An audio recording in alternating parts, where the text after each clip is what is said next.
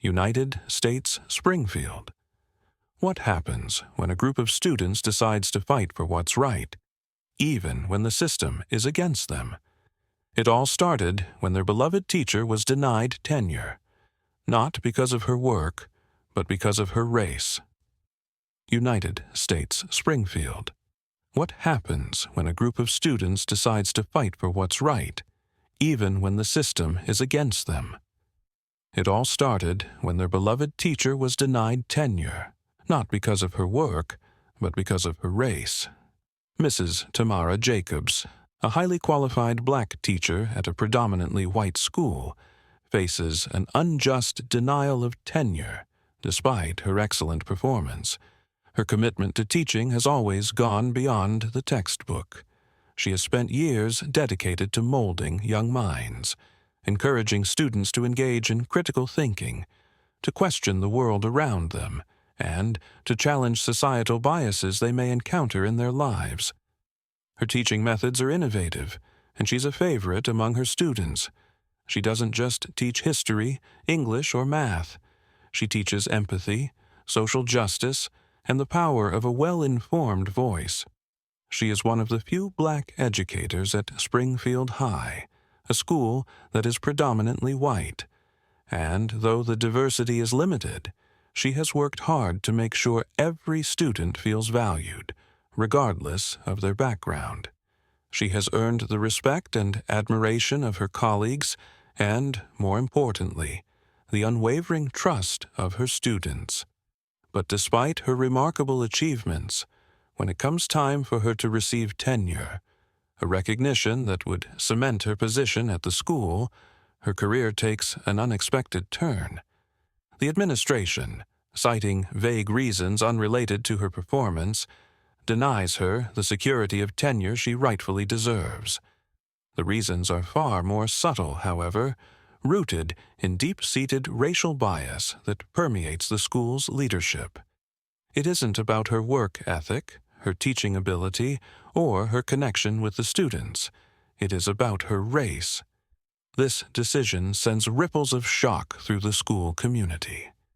The students, who have come to see Mrs. Jacobs as more than just a teacher, but as a role model, a mentor, and a guide, are stunned.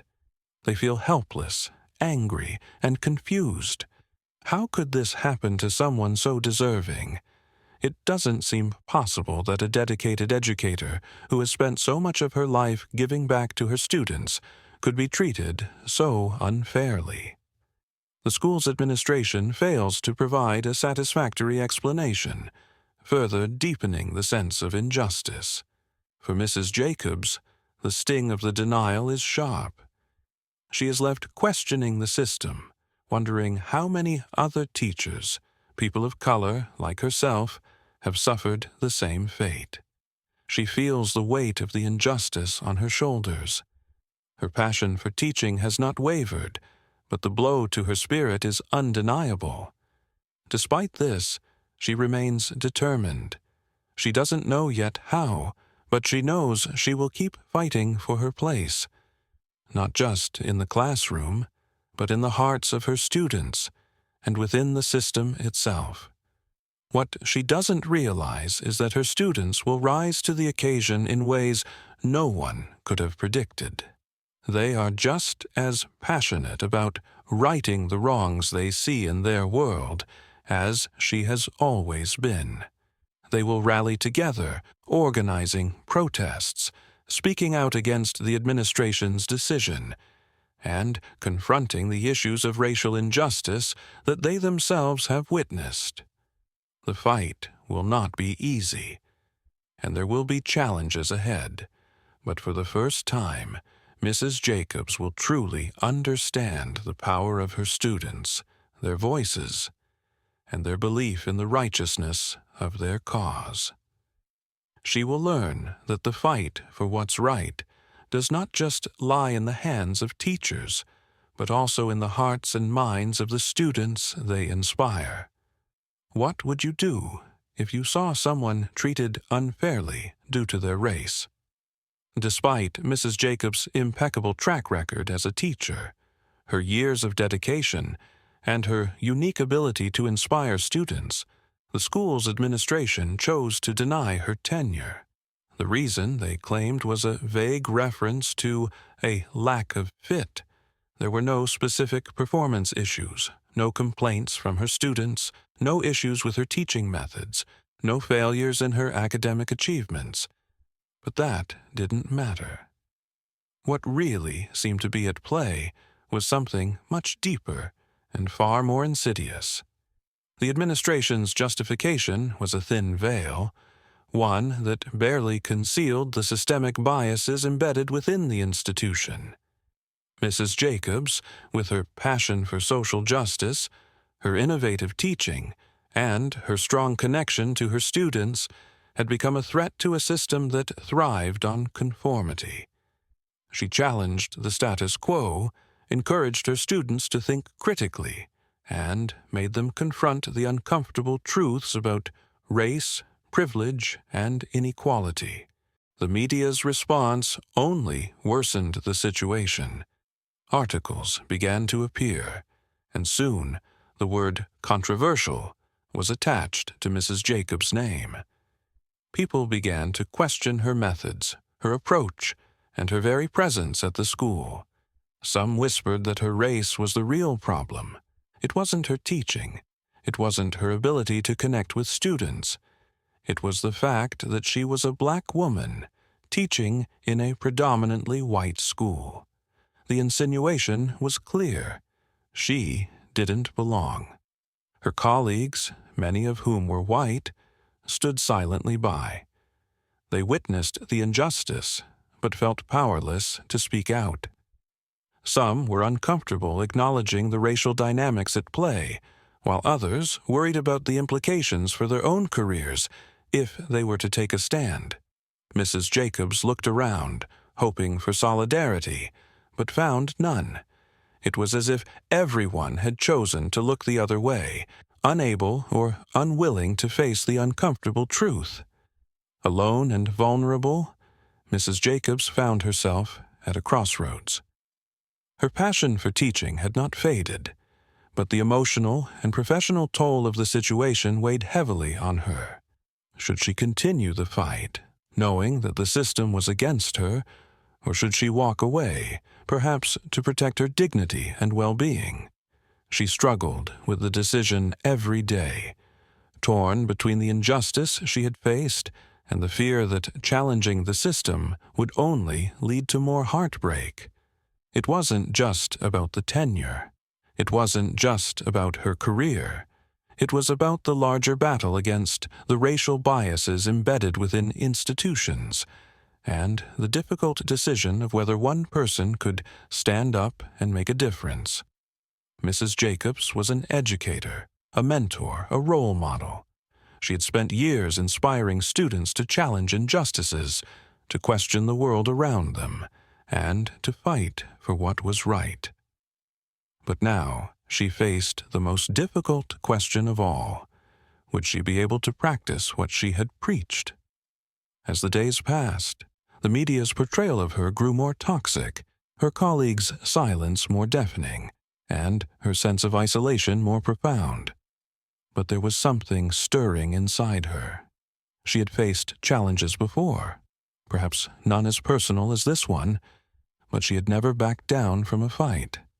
The question now was not just whether she would fight, but whether she would fight alone.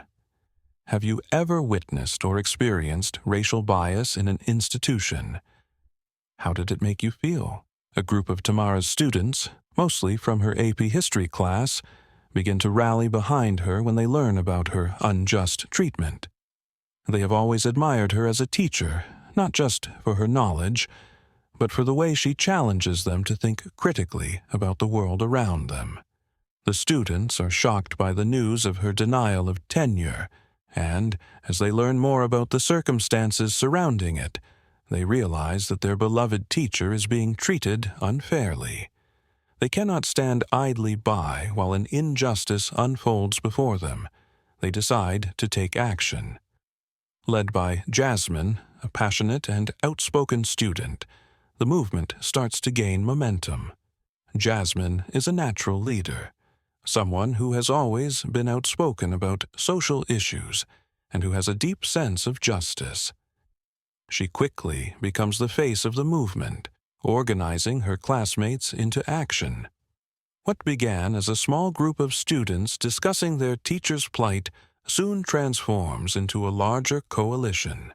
Jasmine and her friends, including Sarah, a quiet yet intelligent student, and Marcus, an athlete with a big heart, begin to realize that Mrs. Jacobs's battle is part of a much larger issue: racial inequality in education.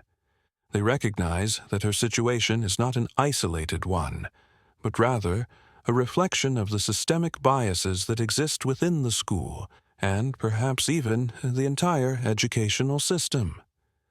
The students start organizing peaceful protests, raising awareness in the school community. Armed with facts and statistics about racial disparities in education, they demand that the administration reconsider its decision and grant Mrs. Jacobs the tenure she so rightfully deserves. Their protests are organized, respectful, and well-planned, with clear demands. They write letters to the school board, organize rallies during lunch breaks, and hand out flyers to inform their peers about the injustice taking place. They are determined to make their voices heard, but it isn't just about protesting. The students understand that real change comes from challenging the system at every level. They begin speaking out at school board meetings, taking the microphone to speak directly to the administrators who have the power to change things. They share their experiences in Mrs. Jacobs' class, talking about how she has impacted their lives and how the system has failed them. They also speak to the local press, gaining attention from the wider community. The media coverage spreads, and soon the story is picked up by larger news outlets, shedding light on the racial inequality in the school system. As their voices grow louder, the students find that they are not alone. Parents, community members, and other students begin to show their support.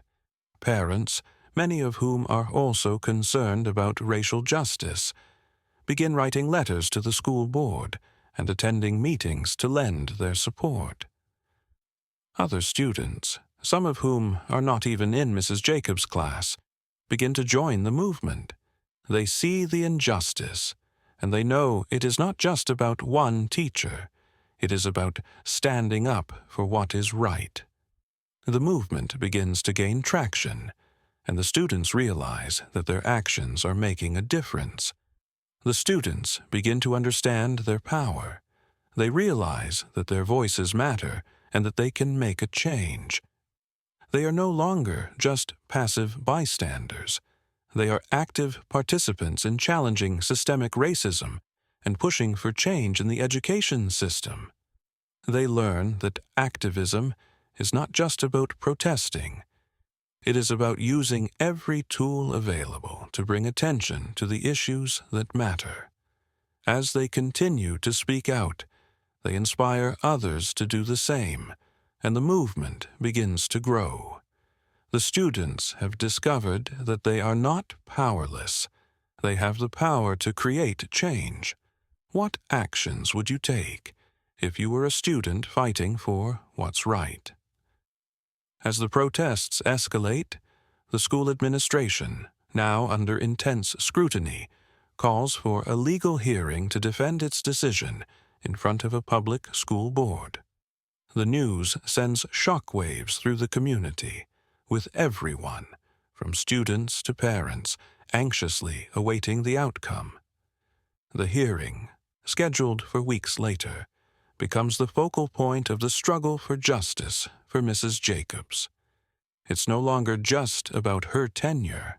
Now, it's about confronting the deep-rooted racial biases that have shaped the very system they are fighting against. The students, with the support of their families, hire a lawyer to represent them. They understand that they are not just fighting for their teacher's job, they are fighting for the principles of fairness and equality. The lawyer, a seasoned civil rights advocate, is quick to grasp the gravity of the situation. She agrees to take on the case, seeing it as an opportunity to challenge the discrimination that has plagued the education system for far too long. The students and their families are united in their determination to win, not just for Mrs. Jacobs, but for the countless others who have faced similar discrimination and have been silenced. The argument in the courtroom is simple but powerful. Mrs. Jacobs's denial of tenure is a direct result of racial bias. The students and their lawyer know that the evidence they have gathered will be key to proving this. They begin to prepare their case, meticulously compiling performance reviews, testimonials from students, and evidence of Mrs. Jacobs's positive impact on the school community. They also gather statistical data that highlights the racial disparities in tenure decisions, showcasing how minority teachers are disproportionately denied tenure, despite comparable performance to their white counterparts. The school board, composed mainly of older white individuals, is initially resistant to the idea that racism is at play. Some members of the board are quick to dismiss the allegations, citing the lack of fit rationale that the administration used to justify the decision. But the students are prepared. They know that the school board's refusal to acknowledge the truth is part of the problem. The board members' reluctance to confront their own biases only fuels the students' resolve. During the hearing, the students present compelling evidence that Mrs. Jacobs's tenure denial is not based on any performance issues, but rather on a system that perpetuates racial inequality. They point to Mrs. Jacobs' excellent performance reviews, the absence of any formal complaints about her work, and the significant impact she has had on her students. The students present testimony from their peers, many of whom speak about how Mrs. Jacobs has inspired them to think critically about race, history, and their place in the world. They argue that Mrs. Jacobs has been a beacon of hope for students of color, and that denying her tenure sends a clear message that the education system is not invested in diversity or fairness. Tensions rise as the courtroom drama unfolds. The students are emotional, but they remain focused on their goal. They know that their fight is not just about Mrs. Jacobs. This is about challenging a system that has long been blind to the realities of racial inequalities in education. Every argument, every piece of evidence, and every word spoken in that courtroom is a direct challenge to a system that has repeatedly marginalized people of color. The students know the stakes are high, and they refuse to back down. As the hearing continues, the pressure mounts. The school administration fights back, presenting weak arguments that fail to address the core issue: racial bias. The students, however, are unwavering in their commitment to justice. With each passing hour, they realize more and more how powerful their voices have become. This courtroom battle is not just about winning a case. It is about standing up against systemic racism and demanding change in an institution that has long been resistant to it. What do you think is the most effective way to challenge a system that seems set against you? In a dramatic turn of events, the school board votes to reconsider Mrs. Jacobs's tenure, following the students' passionate plea for racial equality in education. The decision comes after weeks of protests, hearings, and relentless pressure from the students and their families. The school board, which had initially been resistant to the idea that racism had played a role in Mrs. Jacobs's denial of tenure, now finds itself at a crossroads. The growing momentum of the student-led movement has forced them to reconsider their position. The students' tireless efforts and their bravery in confronting the system are recognized as a turning point in the school's history. For the first time in years, the administration is forced to reckon with its own biases and to address the systemic inequalities that have long been ingrained in the institution. The students have shown that their voices matter and that they have the power to challenge the status quo. Their determination and willingness to stand up for what is right have made a lasting impact on the school community. Mrs. Jacobs is offered a renewed contract and is given a promotion, signaling a shift in the school's approach to diversity and inclusion. The news is met with widespread celebration as students, teachers, and parents rejoice in the victory. For Mrs. Jacobs, the offer represents not only a personal triumph, but also a victory for all those who have fought against racial discrimination in the education system. Her promotion is a symbol of change, one that sends a powerful message to both the school and the wider community. Racial bias will no longer be tolerated, and educators of color will be valued and supported. The students are hailed as heroes, and their movement inspires similar actions in other schools across the country. The news of their victory spreads quickly, and soon, other student groups, inspired by the students' bravery, begin to organize in their own schools to fight for equal treatment and opportunity. The victory at Springfield High becomes a rallying cry for those who have long been marginalized and silenced in the education system. The students' success serves as proof that change is possible and that collective action can make a difference. The victory sparks a wider conversation about racism in education, one that extends far beyond the walls of Springfield High. News outlets pick up the story, and soon, education experts, activists, and policymakers are discussing the systemic racism that pervades the country's schools. The conversation reaches the highest levels of government, and calls for reform grow louder. The students' movement has ignited a national dialogue, one that challenges the very foundation of the education system and demands that it be restructured to ensure that all students, regardless of their race, have an equal opportunity to succeed. In the aftermath of the victory, the school begins implementing programs to address unconscious bias and promote diversity. Workshops on cultural competency are introduced for teachers, and new policies are put in place to ensure that students of color are supported and that their voices are heard. The school administration, which had once been resistant to change, now embraces the opportunity to create a more inclusive and equitable environment. The students' victory has not only resulted in a personal triumph for Mrs. Jacobs, but it has also laid the groundwork for broader systemic change. What do you think this victory means for the future of education? Mrs. Jacobs, now with renewed tenure and a leadership role, thanks her students for their unwavering support and determination. She is deeply moved by the way they rallied around her, not only to fight for her job, but to challenge the very system that had long overlooked the struggles of educators of color.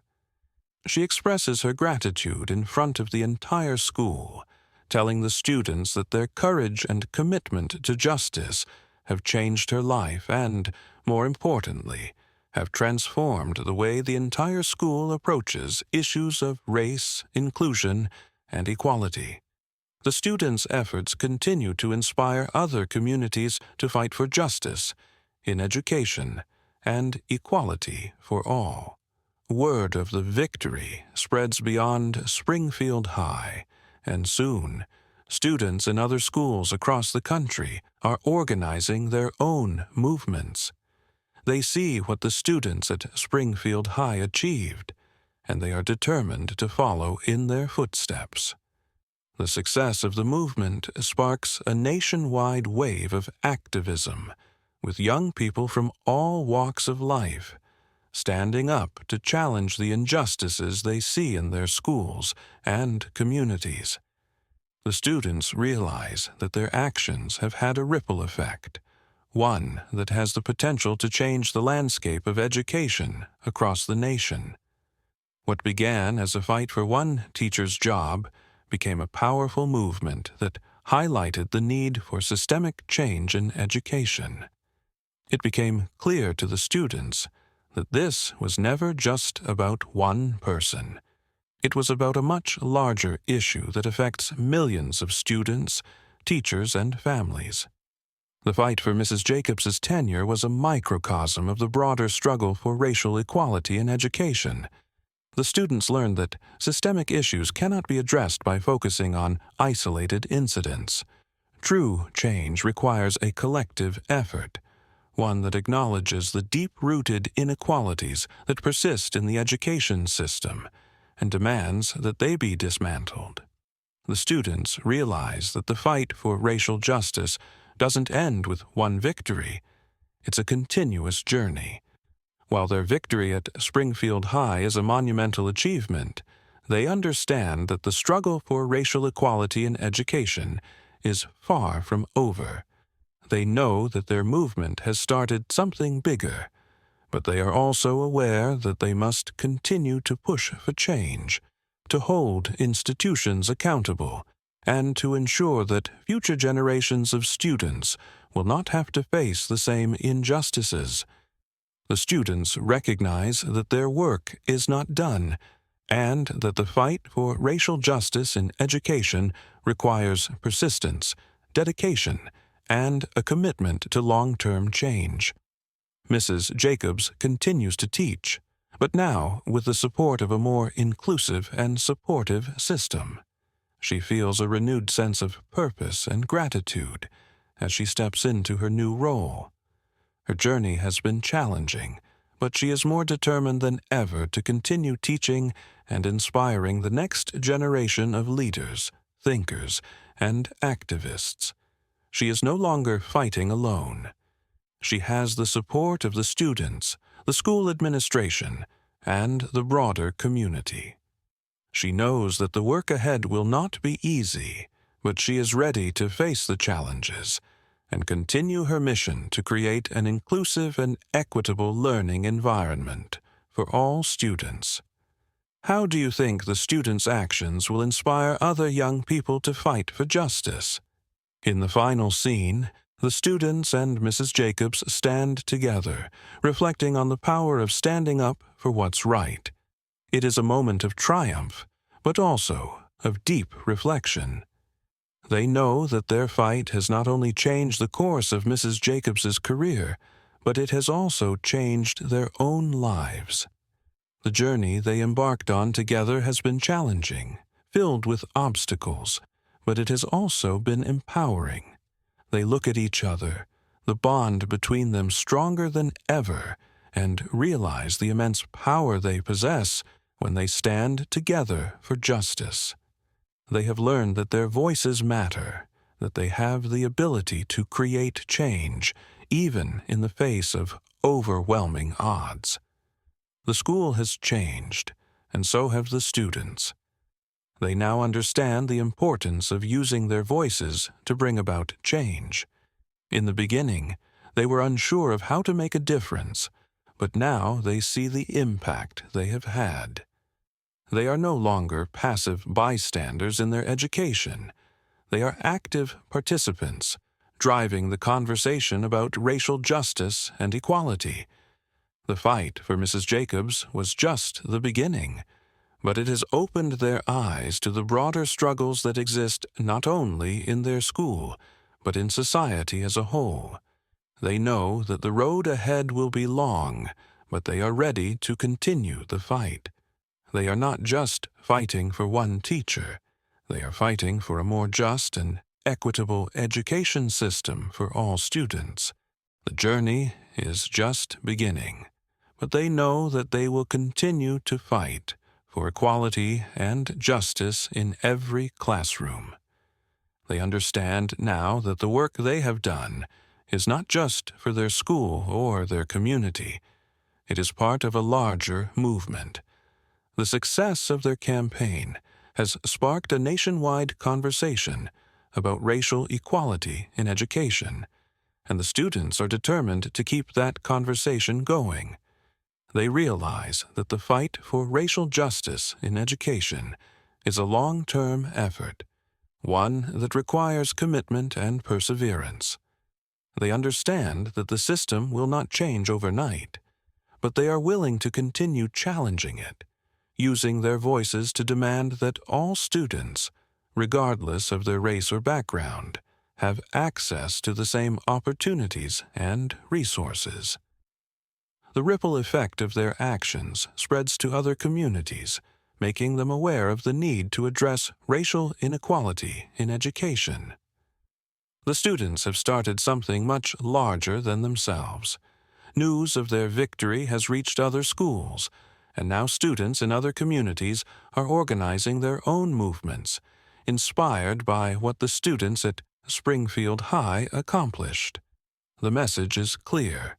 Racial inequality in education must be addressed, and students are the ones who have the power to make it happen. The ripple effect continues to grow as more and more young people become engaged in the fight for justice. The students at Springfield High realize that their actions have created a wave of change that extends far beyond their school.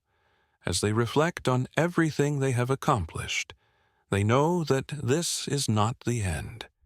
There is still much work to be done, but they are filled with hope that their actions will continue to inspire others to speak up, to stand up, and to fight for what is right. They know that the change they seek will not come easily, but they also know that they are not alone. They have each other, and they have the support of their community. They have learned the power of solidarity, the power of collective action, and the power of their own voices. They understand that the fight for justice is a long one, but it is a fight worth having. What other changes would you like to see in schools to make them more inclusive and just?